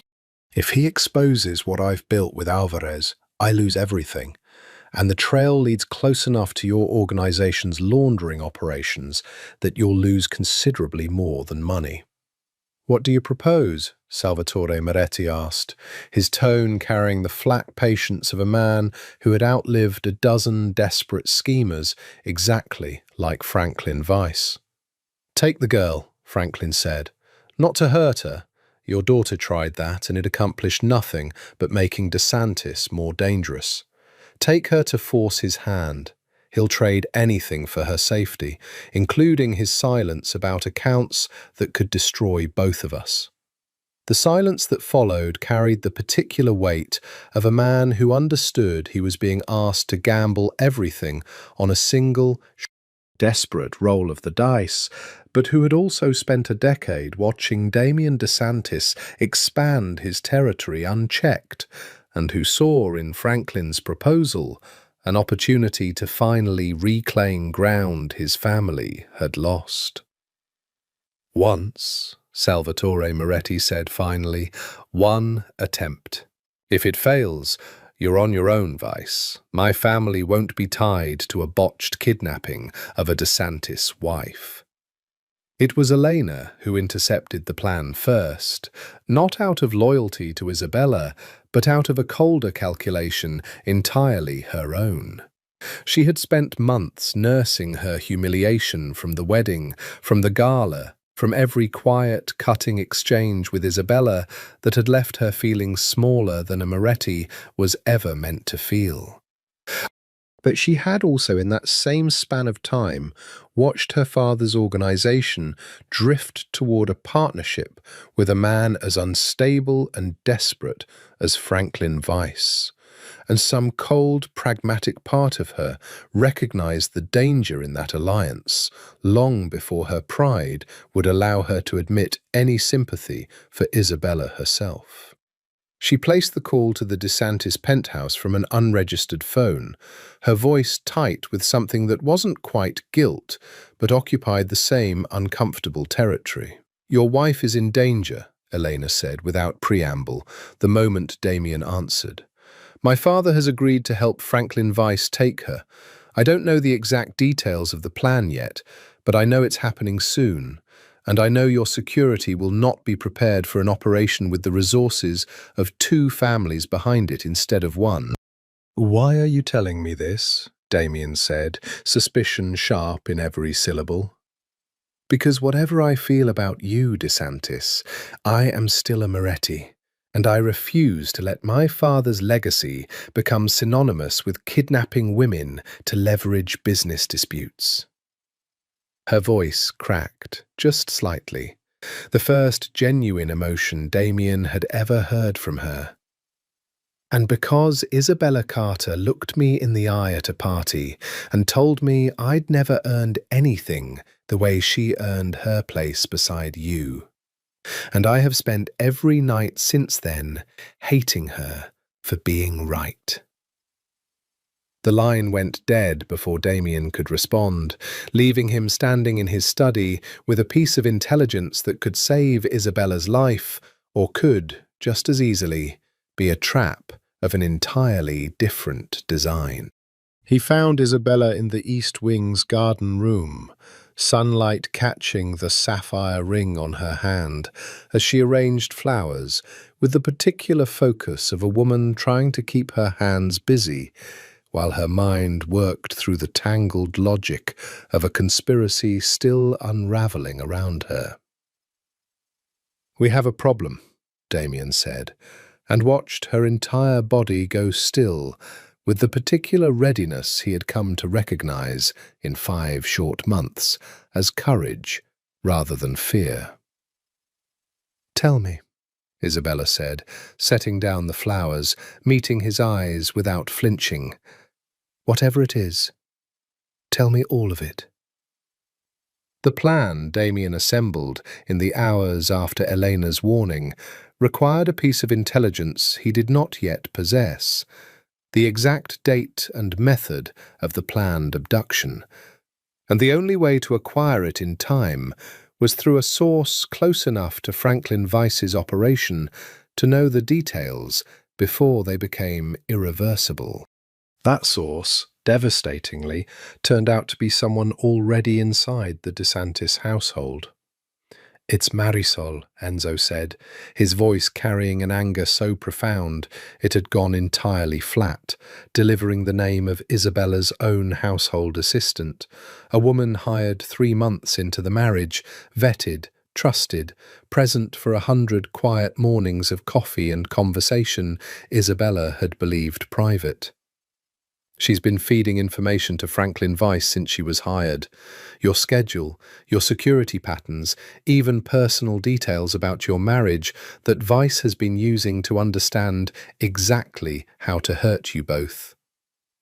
Isabella felt the betrayal land like a physical blow, worse in some ways than Marco's had been, because Marco had at least been a stranger she'd known for 8 months, rather than a woman who had brought her tea every morning and asked, with what Isabella had believed was genuine warmth, about her day.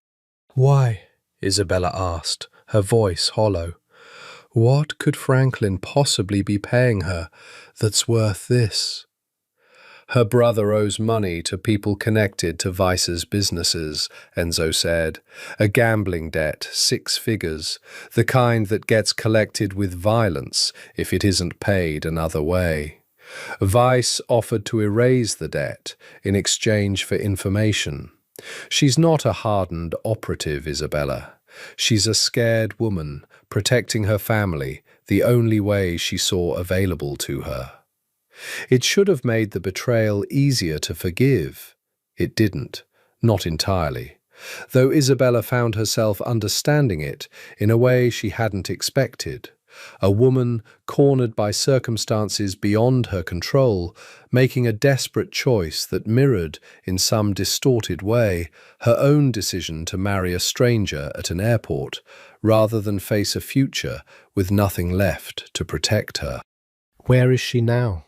Damien asked, his voice carrying none of the mercy Isabella's had. "Confronted an hour ago.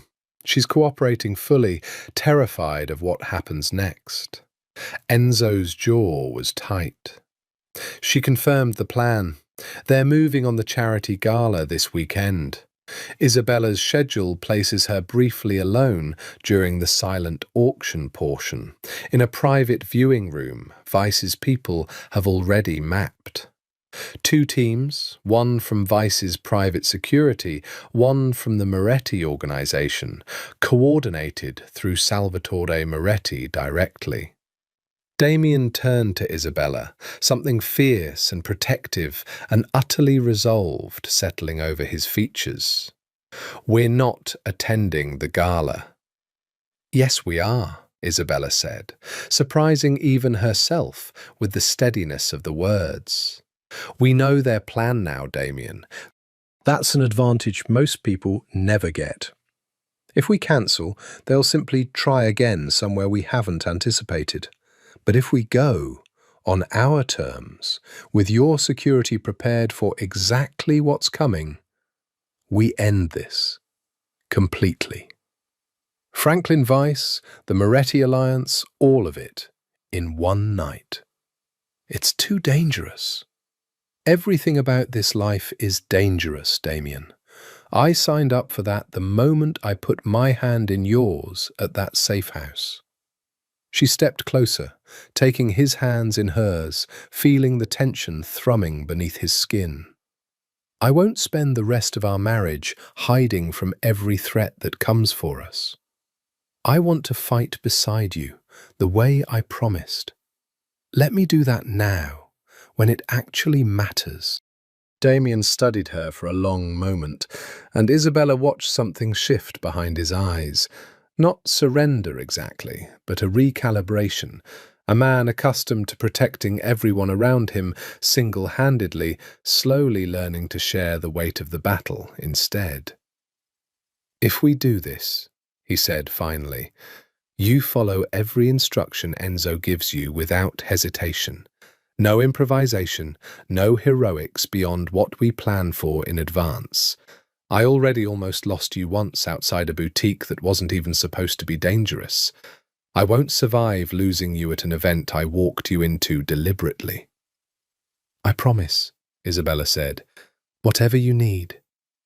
Behind them, unnoticed in the doorway, Marisol stood with Enzo's men flanking her, tears streaking a face that had aged years in the span of a single confession, watching the couple she had betrayed prepare to walk directly into the danger she had helped design. "Mrs. DeSantis," Marisol said quietly, her voice breaking, "I am so sorry. I never wanted—" "I know," Isabella said, and found, to her own surprise, that she meant the forgiveness in her voice, even through the hurt. "Help us stop this, and we'll help your brother. That's the only apology that matters right now." The charity gala unfolded exactly as choreographed on the surface. Champagne, string quartets, 300 guests bidding on silent auction items that would fund children's hospitals across the state, while beneath that glittering veneer, 2 opposing forces prepared to collide with a violence neither Franklin Vice nor Salvatore Moretti fully understood they were walking into. Damien's security had spent 4 days preparing the venue. Every exit mapped, every blind spot eliminated. Enzo personally overseeing a team 3 times the size anyone outside the household would notice. Isabella wore, at Damien's insistence, a discreet vest beneath her gown, Light enough not to show, sturdy enough to buy precious seconds if the plan unravelled into gunfire. "Remember," Damien murmured against her ear as they moved through the crowd, his hand never leaving the small of her back. "The moment Enzo signals, you move directly to the service corridor behind the north wall. No hesitation." "I remember." Isabella smiled for the benefit of the guests around them, the practiced performance of a woman who had learned, over 5 months, exactly how to carry danger beneath composure. "Franklin's here already. I saw him 20 minutes ago, pretending to examine the auction items." "I saw him too." Damien's jaw tightened almost imperceptibly. "He looks like a man who believes he's about to win." The private viewing room, when Isabella made her way there precisely on schedule, alone, by design, bait in a trap Damien's people had spent days preparing, was quiet in a way that made every nerve in her body sing with awareness. She examined the auction pieces with practiced calm, aware of Enzo's team positioned in the corridor beyond, aware of Damien himself watching from the main hall's security feed, aware that the next several minutes would determine whether this conspiracy ended tonight or metastasized into something far more dangerous for everyone she loved. The door opened behind her with the particular quiet of men who believed they moved unseen. "Mrs. DeSantis." Franklin Weiss's voice, when it came, carried none of the warmth she remembered from childhood dinners at her father's house. "You've caused me a considerable amount of trouble."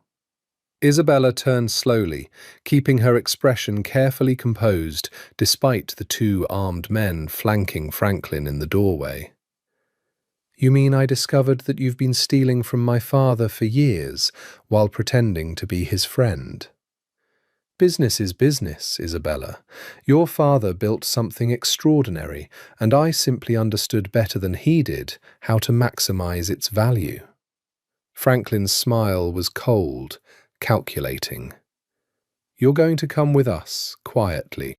Your husband will be far more reasonable once he understands the accounts I'll expose the moment anyone tries to rescue you." "I don't think so," Isabella said, and pressed the small transmitter hidden in her clutch, the signal Enzo's team had been waiting for.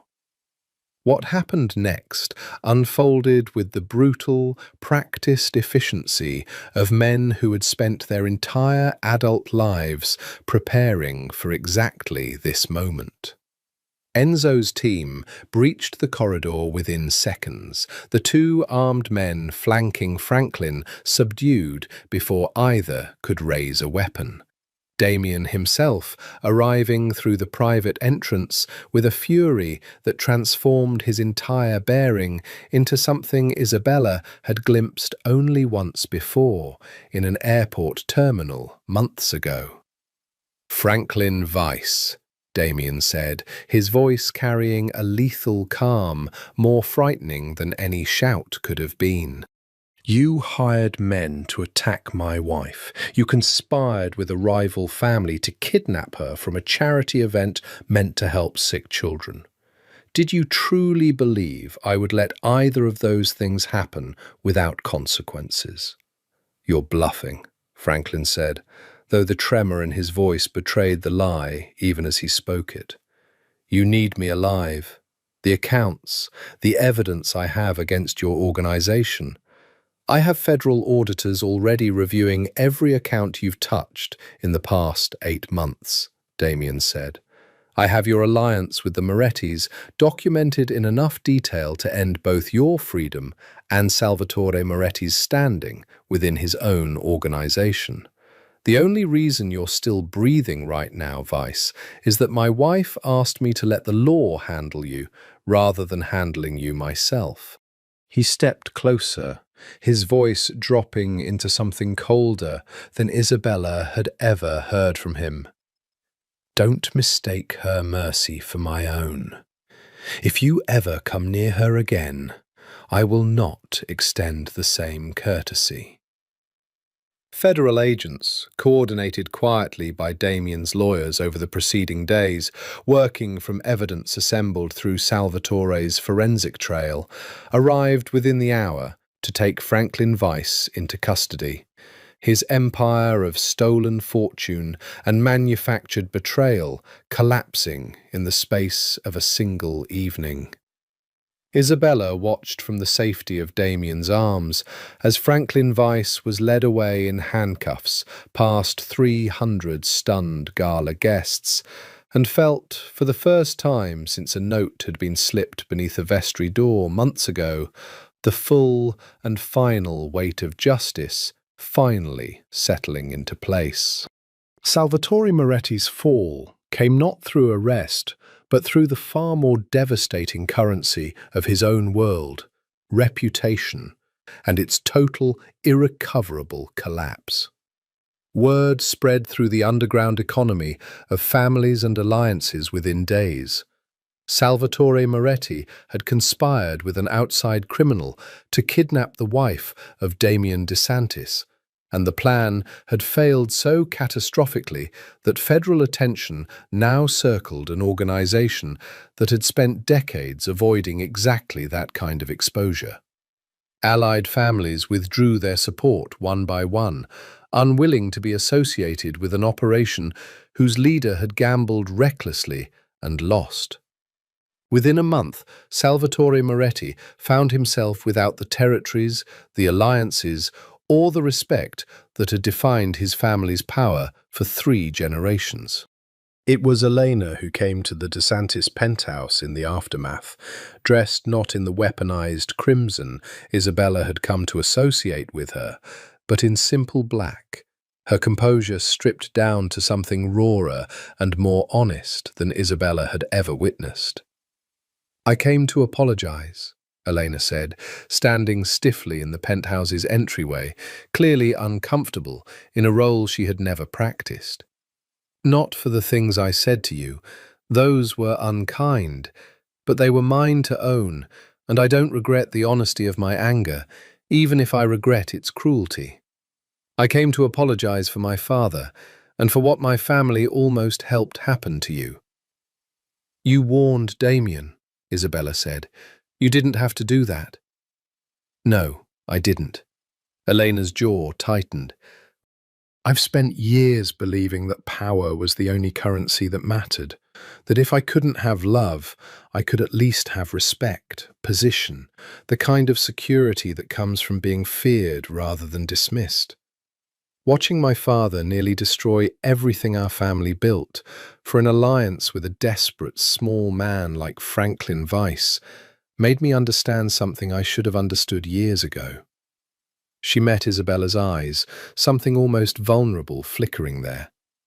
"Power without honor is just fear wearing a nicer suit. You and Damien, whatever this marriage started as, you built something with honor at its center. I resented that more than I resented you, if I'm honest."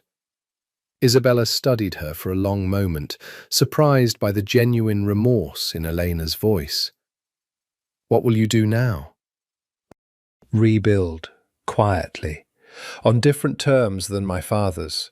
Terms that don't require kidnapping the wives of men I envy to feel powerful." A ghost of dark humor crossed Elena's face. "I hear congratulations are in order. The real wedding, not the political one." "Word travels fast. In our world, it always does." Elena hesitated at the door, something almost gentle in her expression. "For what it's worth, Isabella, I think Damien DeSantis found something in you that men like him rarely find at all. Don't let anyone, including the 2 of you, convince you it wasn't worth every risk it took to get here."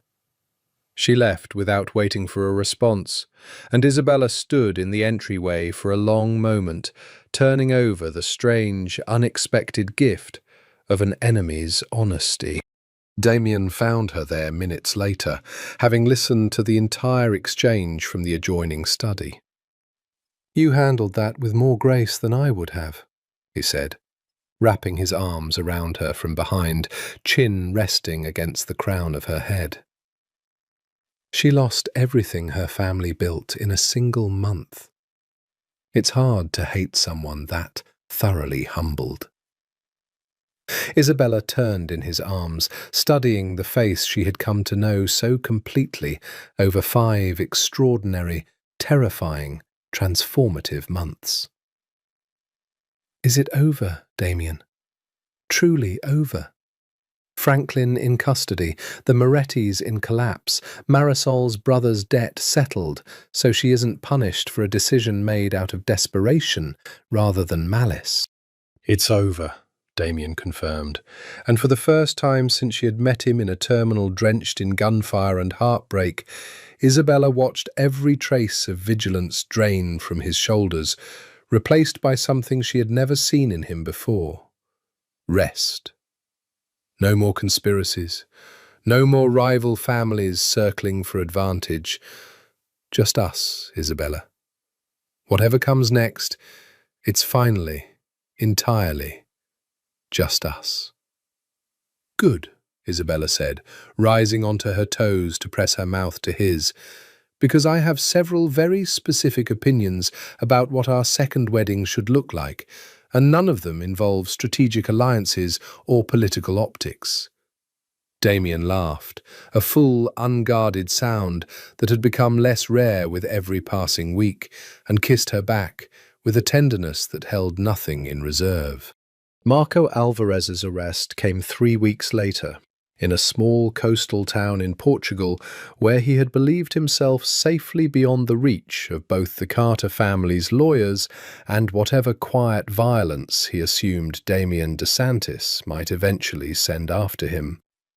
He had underestimated, fatally, the reach of federal law enforcement once Franklin Weiss began cooperating in exchange for a reduced sentence, naming every accomplice in his scheme with the particular desperation of a man trying to save whatever remained of his freedom. Isabella learned of the arrest from Damien, delivered gently, in the quiet of their bedroom, rather than announced over breakfast like ordinary news. They caught him, Damien said. Federal agents, working with Interpol. He's being extradited to face charges for wire fraud, conspiracy, and his role in the attack against you at the boutique. Isabella absorbed the news slowly, testing her own reaction the way one tests a bruise to see how much it still hurts. She found, to her genuine surprise, that the wound Marco Alvarez had once carved into her had healed into something far smaller than she'd expected. Not because the betrayal mattered less, but because everything that had grown in its aftermath had rendered it almost irrelevant by comparison. "Do you want to see him?" Damien asked carefully, "before the trial? Some people need that, closure or an explanation, or simply the chance to look the person who hurt them in the eye and see that they've moved past being afraid of them." Isabella considered the question longer than she expected to need. "Yes," she said finally, "not for him. For me." The meeting, arranged through Damien's lawyers and conducted in a secure federal facility with Damien himself waiting in the adjoining room, lasted less than 10 minutes. Marco looked smaller than Isabella remembered, stripped of the charm and confidence that had once convinced her for 8 entire months that she was loved rather than surveilled. "Isabella," his voice cracked on her name, "I never meant for it to go this far. Franklin approached me with an opportunity, and I was drowning in debt, and I told myself I could walk away before it became—" "Stop," Isabella said, and the steadiness in her own voice surprised her. "I didn't come here for an explanation, Marco. I came here to tell you something, and then I'm leaving, and I don't intend to think about you again after today." He fell silent, watching her with the wary attention of a man who understood he had lost every ounce of power he'd once held over her. "You spent 8 months convincing me I was worth loving, and then you proved in a single note that you never believed it yourself," Isabella said.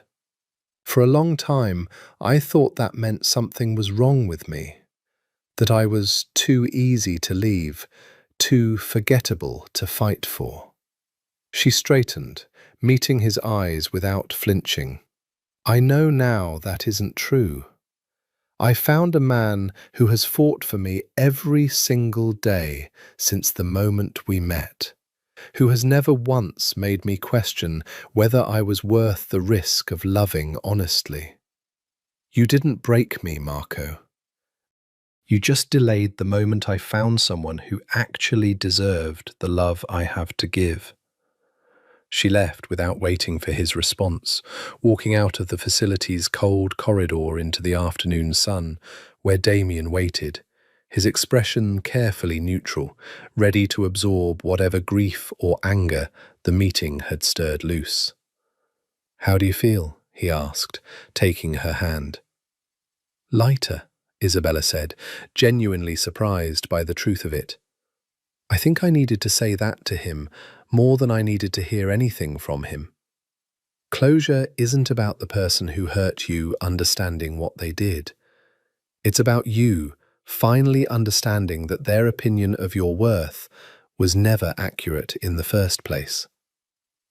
Damien brought her hand to his mouth, pressing a kiss against her knuckles with a reverence that had become as familiar to her now as breathing. "You are the strongest person I have ever known, Isabella DeSantis. Stronger than any enemy I've faced, any war I've fought. I am endlessly, hopelessly grateful that fate put you in my path the day everything in your life fell apart." "Fate had excellent timing," Isabella agreed, leaning into him as they walked toward the waiting car. "Terrible circumstances, excellent timing." 6 months after the gala that ended Franklin Weiss's freedom and the Moretti Alliance's ambitions, Damien DeSantis stood in the same cathedral where he had married Isabella the first time, watching her walk down an aisle toward him for the second time in less than a year, and found himself, for the first time in his adult life, entirely unprepared for the emotions swelling in his chest.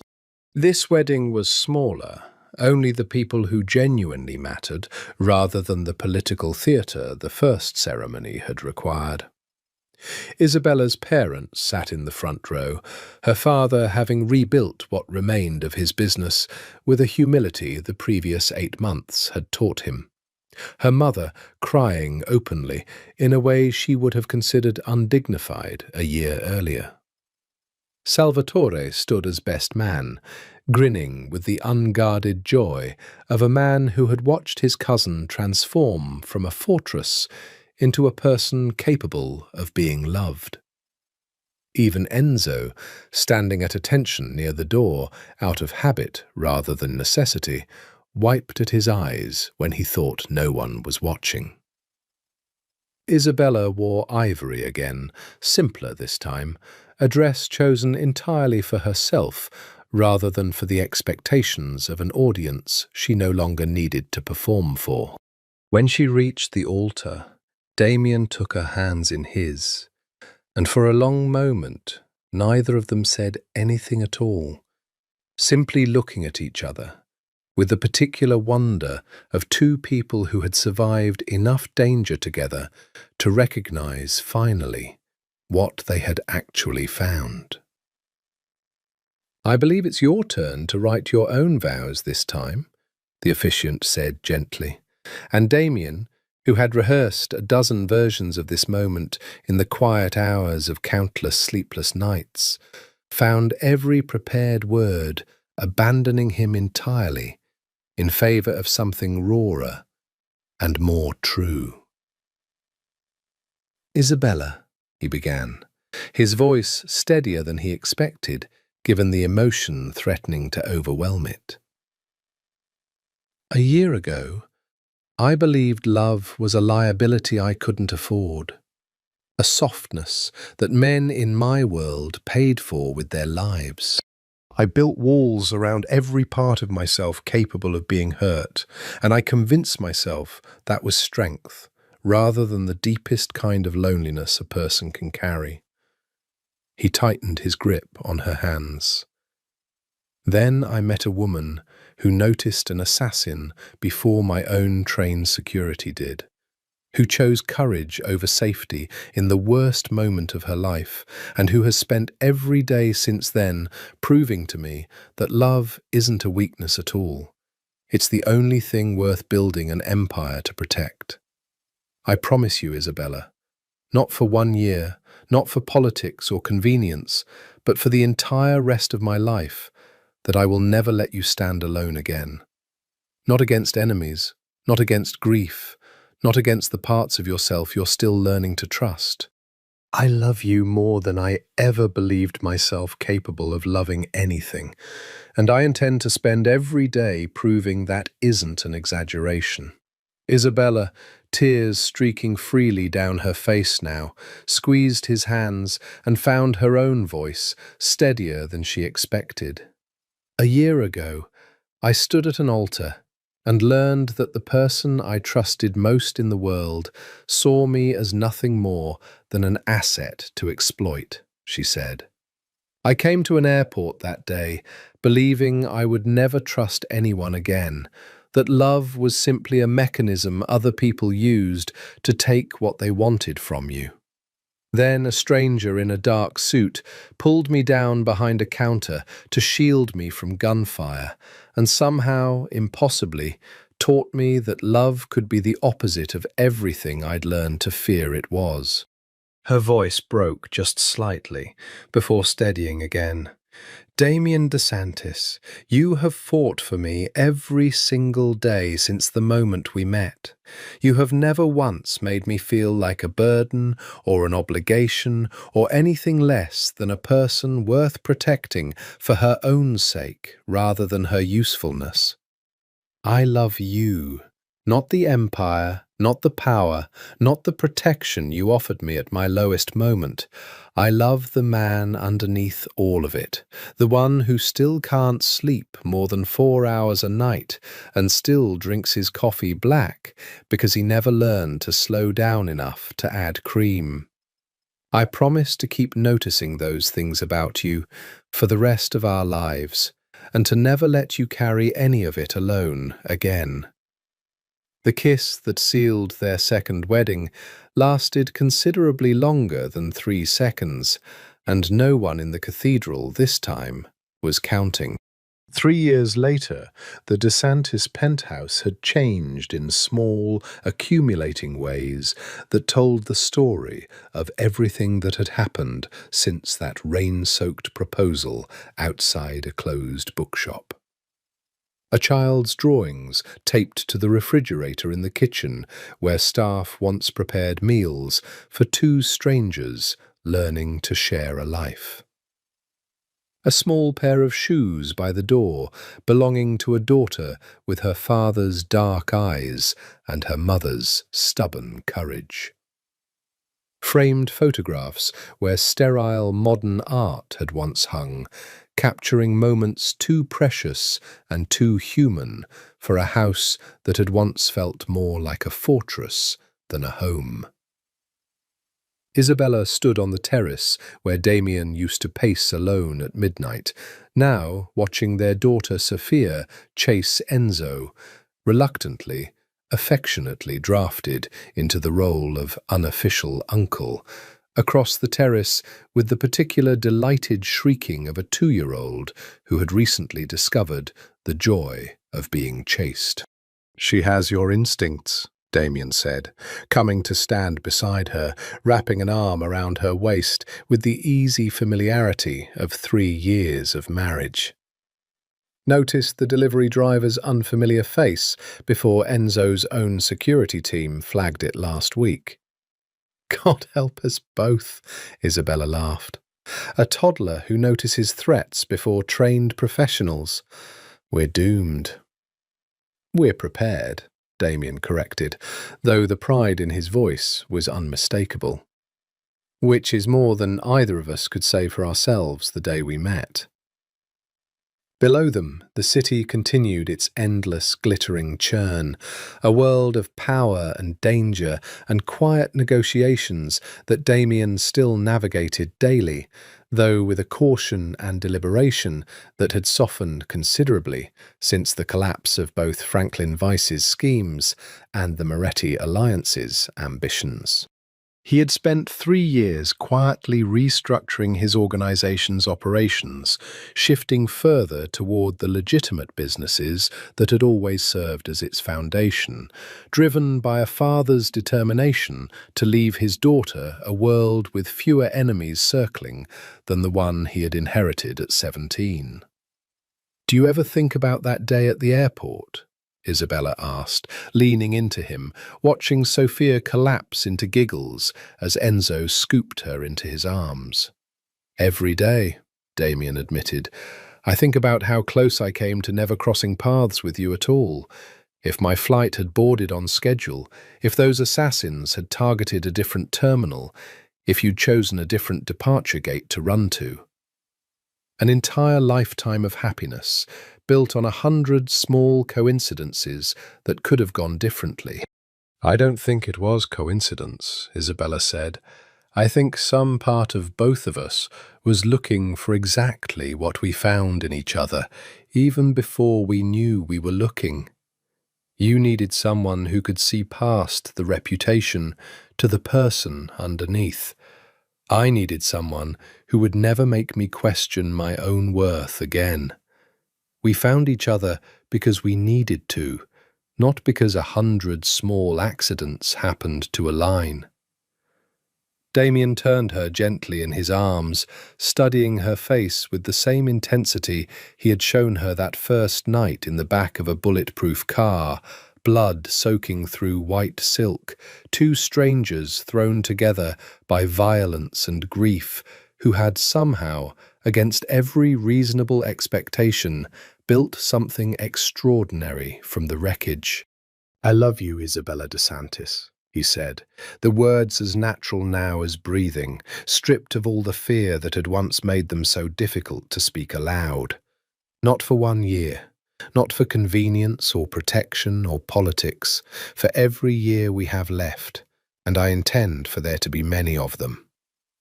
"I love you too," Isabella whispered, rising onto her toes to press her mouth to his, the city glittering around them, their daughter's laughter carrying across the terrace, a family built from betrayal and gunfire, and the stubborn, unlikely courage of 2 people who had chosen, again and again, to trust each other with the most dangerous thing either of them owned, their hearts. Below them, the empire continued, quieter now, safer, built on foundations sturdier than fear. And above it all, on a terrace overlooking a city that had once nearly cost them everything, Damien DeSantis and Isabella Carter finally, fully, permanently came home to each other.